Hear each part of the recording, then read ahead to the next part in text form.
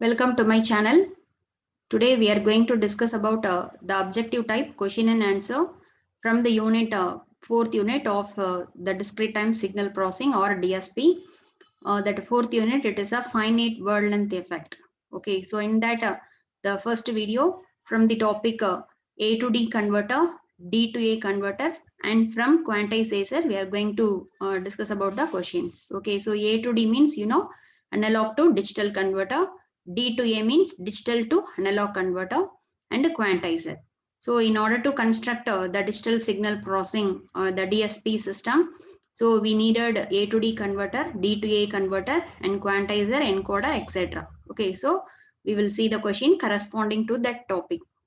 If we want to learn the previous 13 videos for this subject means, I will give link in the description box. You can see. Okay, or in my channel, the discrete time signal playlist, all videos are available in order. You can just check.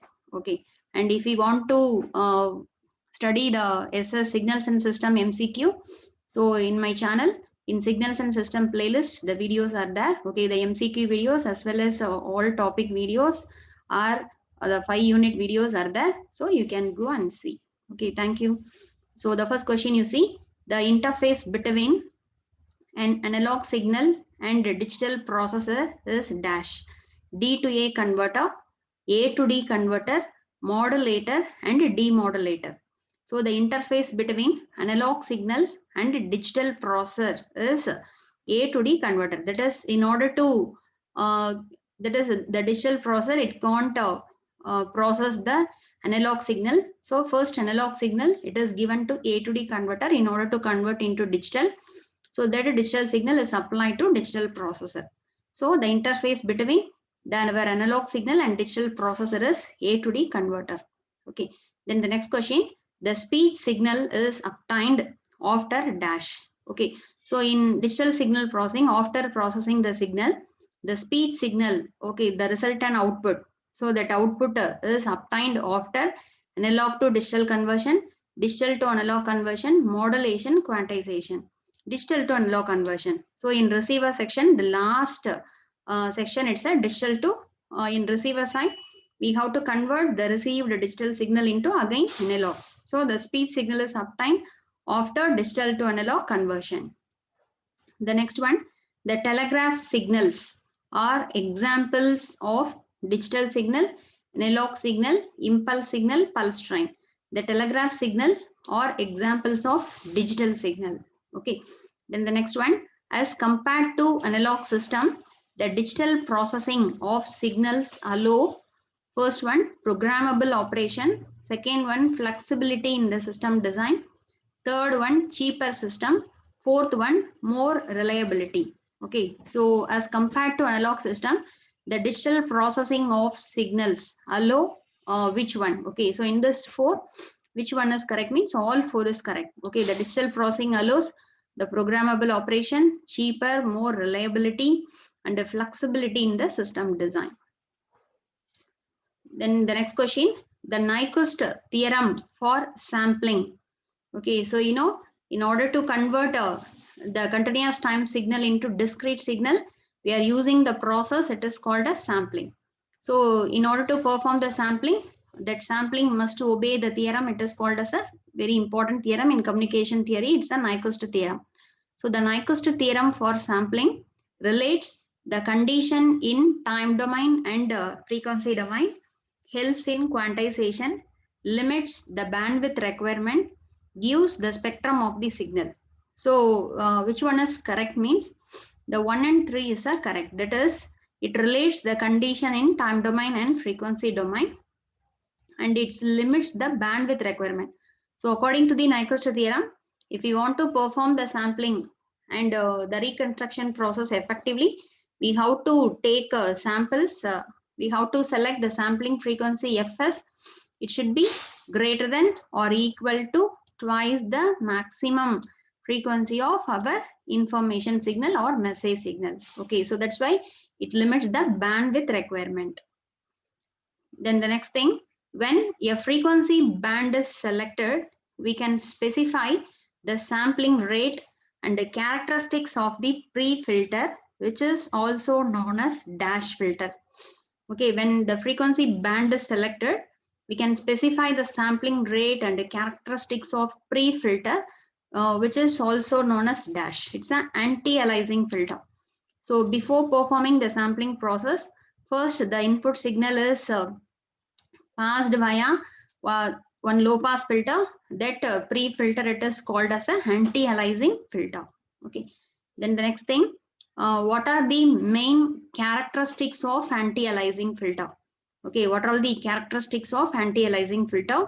Ensures the bandwidth of signal to be sampled is limited to a frequency range.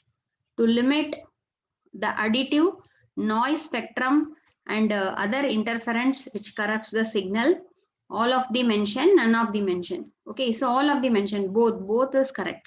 This anti-aliasing filter is used to first limit the bandwidth of the incoming signal. Okay, and if you are using this anti-aliasing filter, we will not get any that aliasing effect okay, in the output of the sampled signal. So both the thing is correct only. So C is a correct thing. Then the next one, what is the configuration of system for digital processing of analog signal? Okay, so in order to process the signal digitally, so which one is correct? Okay, first one, the analog signal is given to pre-filter. Okay, so first one, before performing the sampling process, the analog filter is given to pre-filter. It is called as an anti-aliasing filter. Then we have to give it to A to D converter. Okay, so within this pre-filter, there is a anti-aliasing filter as well as the sampler is there. Then analog to digital converter. Okay, we have to convert the analog signal into digital. Then that digital signal is given to the digital processor in order to process. And again, that digital output is given to the D to A converter.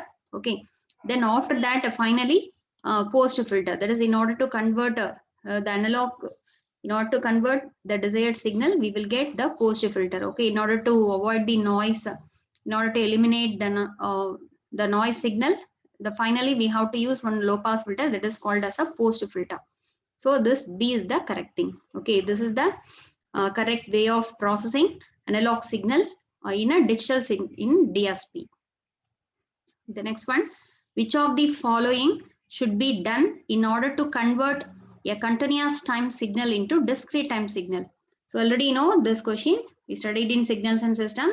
In order to convert the continuous time signal into discrete signal, we have to use the process, it is called as sampling. Okay, the sampling is the foremost step in a digital signal processing. Okay, it's a very important and foremost step in the digital signal processing. It is used to convert the continuous time signal x of t into discrete signal x of n. Okay, so if you want to learn more about this sampling process, in signals and system playlist, I posted a separate video for this sampling, Nyquist sampling theorem and related problems and so on. Okay, then the next thing, the process of converting the discrete time continuous valued signal into discrete time discrete valued signal is known as dash. Okay, the sampling converts continuous time signal into discrete time signal. Okay, that is different. So the process of converting discrete time continuous valued signal x of n into discrete time discrete valued signal, it is called as a digital signal. Digital signal means, you know, the signal is having only two definite amplitudes, one is 0, other one is 1. Okay, so in order to convert this discrete time continuous valued signal into digital signal, which process we are using? So that is called as a quantization.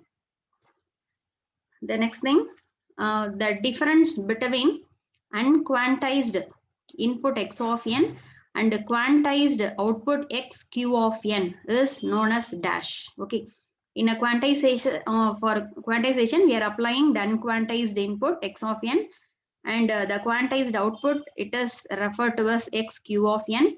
So the difference between x q minus x of n, it is called as a quantization error. Okay, so the quantization error is the difference in signal obtained after quantization. Okay, after sampling x of n and after quantized output x cube. So the difference between x cube and x of n, it is called as a quantization error. Then the next question, which of the following is a digital to analog conversion process? Star case approximation, linear interpolation, quadratic interpolation, all of the mentioned. So the above three, okay, all the three is a digital to analog conversion process. Okay, star case approximation, linear interpolation, and a quadratic interpolation. All this thing is a digital to analog conversion process. The next one, the basic task of A to D converter is to convert discrete set of digital code words into continuous range of input amplitudes. Okay, this is true or false. So the basic task of A to D converter is that in order to convert analog signal into digital signal. But here you see the statement is given that A to D converter is to convert discrete set of digital code into continuous range of input amplitude. So it's a false. Okay. And then the next thing, what is the type of quantizer? Okay. In the digital communication, you studied the different types of quantizer. What is the type of quantizer if a 0 is assigned a quantization level? Okay, if 0 is assigned in a quantization level means, so that type of quantizer is called as mid-rise type, mid-thread type, mid-read type, none of the above. Mid-thread type. Okay, so this type of quantizer is called as mid-thread type. Then what is the type of quantizer if a 0 is assigned a decision level? Okay, if 0 is assigned quantization level means it's a mid-thread type. If 0 is assigned a decision level means that type of quantizer, it is called as a mid-rise type. Okay, mid-rise type. Then the next one, what is the term used to describe the range of A to D converter for bipolar signal? So, which term is used to describe the range of analog to digital converter for bipolar signal? Full scale range. Okay, the full scale range FSR is used to full scale range. It is used to describe the range of A to D converter for bipolar signal. That is the signal with both positive and negative amplitude. The next thing, what is the term used to describe a range of analog to digital converter for unipolar signal? So for unipolar signal, the range, it is called as a full scale. Okay, FS is used for used to indicate that thing. Okay, unipolar means you know the amplitude is only positive range. Okay, 0 to positive. Then the next one, what is the fixed range of quantization error EQ of n? Okay, so the quantization error, usually the quantization error ranges, the EQ of n ranges from minus del by 2 to plus del by 2. The quantization error, it ranges, it lies between minus of del by 2 to del by 2, where del is a quantization level. The next thing, if the dynamic range of signal is smaller than the range of quantizer, the samples that exceed the quantizer are clipped, resulting in large quantization error. Okay, so this is false. If the dynamic range of the signal is smaller than the range of quantizer, the sampler that exceeds the quantizer are clipped, resulting in large quantization error. The statement is false. Then what is the step size or resolution of A to D converter? So the step size del, the step size in terms of the range, it is called, the formula is that the step size del is equal to R divided by 2 to the power B plus 1, where R is a range, B is the number of bits, okay, used to represent that data. So R divided by 2 to the power B plus 1, it is the step size or resolution. Next one, in practical A to D converter, if the first transition may not occur at exactly plus 1 by 2 LSB, okay, least significant bit, then such kind of error is known as dash. Okay, in practical A to D converter, the first transition may not occur at exactly 1 by 2 LSB, such kind of error is called as offset error. Okay, so that error is called as offset error. Then the next question, in practical A to D converter, if the difference between the values at which the first transition and the last transition is not equal to the full scale minus 2 into LSB, then such an error is known as scale factor error. Okay, scale factor, the different, if the difference between the values between the first transition and the last transition is not equal to Fs minus 2 LSB, that error is called as scale factor error. Then next one, in same practical A to D converter, if the difference between transition value are not all equal or uniformly changing, then such an error is called as linearity error. Okay, so the difference between the transition level is not equal. That type of error is called as linearity error. The next one, for a given number of bits, the power of quantization noise is proportional to the variance of the signal to be quantized. Yes, it's a true. The power P, the power of the quantization noise is always proportional to the variance sigma squared, is always proportional to the sigma E squared. It's a true. Then the next one, the quality of output signal from A to D converter is measured in terms of dash. Okay, signal to quantization noise ratio. The quality of the output obtained from A to D converter, analog to digital converter, is measured in terms of signal to quantization noise ratio. That's an important term in the measurement of that quantizer. Then, which bit coder is required to code a signal with 16 levels? Okay, so which type of coder we have to use in order to code a signal with 16 levels? Okay, we needed 4 bits. That is 2 to the power 4. 2 to the power 4 means the answer is 16. If 16 level we want to use means we have to use 4-bit coder. Okay, if 8 level means the number of bit is 3-bit we needed. 2-bit means we can represent only 4 levels. Okay, that is the relation. That is 2 to the power 4. This 2 to the power 4 is equal to 16. Okay, this is the thing. Then if the sampling rate Fs satisfies the sampling theorem, the relation between the quantization error of analog signal and discrete time signal. Okay, quantization error of analog signal and discrete signal is dash. If the sampling rate is satisfies, okay, that is we chosen the Fs, it should be greater than or equal to 2 FM. What is the relation between EQ of T, EQ of En? So both quantization error, it must be equal when then the sampling rate, it satisfies the sampling theorem. Okay, if the sampling theorem it obeys, the error in A to D conversion is quantization error. So for both signal, that quantization error remains same.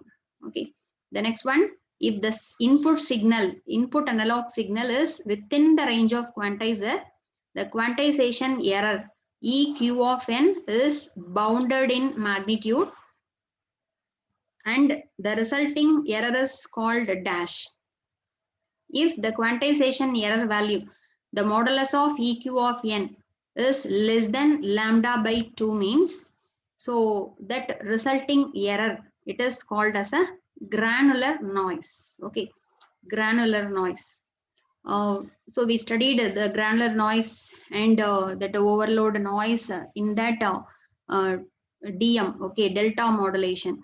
Okay, so from that the question is that if the input analog signal falls outside the range of quantizer, becomes unbounded and results in dash. Okay, so that is called as overload noise. Okay, so these are all the 2 types of noise in delta modulation. If the quantization error is limited means that error is called as granular noise. If the input signal falls outside the range of quantizer means that error is called as a overload noise. Okay. The next thing, what is the abbreviation of SQNR? SNR, you know, SNR means signal to noise ratio. This is SQNR, signal to quantization noise ratio. Okay, SQNR means signal to quantization noise ratio. What is the scale used for the measurement of SQNR? So in order to measure the signal to quantization noise ratio, we are using the term, it is called as same, decibels. Okay, the decibel only.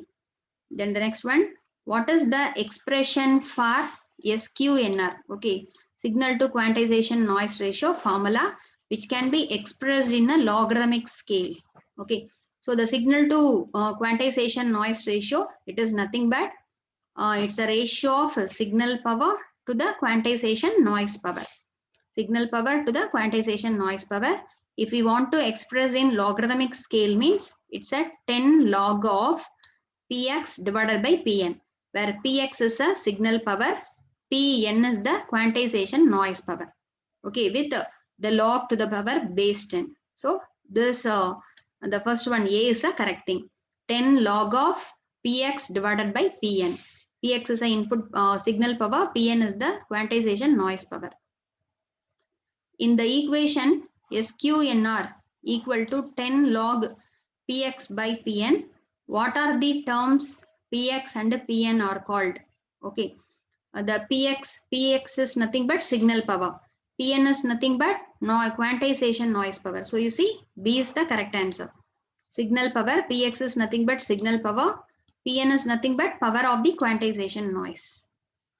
The next one, if the quantization error is uniformly distributed in the range minus del by 2 to del by 2, the mean value of that error is 0, then the variance Pn is dash. Okay, so if the quantization error is the sigma value, it ranges from minus del by 2 to del by 2, mean value of that error is 0, then what about the variance? So the variance is nothing but the variance Pn, it is sigma E squared, is nothing but del squared divided by 12. Okay, so this is the mean, this is the variance of the particular quantization error, del squared divided by 12. Okay, so these are all the some of the questions about the A to D converter, D to A converter, and quantizer used in digital signal processing. Okay, so we'll meet in the next video. So thanks for watching my channel, and please subscribe my channel for more videos. If you want to learn the remaining video, I will give link in the description box. You can see, or in my channel, the DTSP playlist. In order, all videos are available. So we will meet in the next video. Thank you.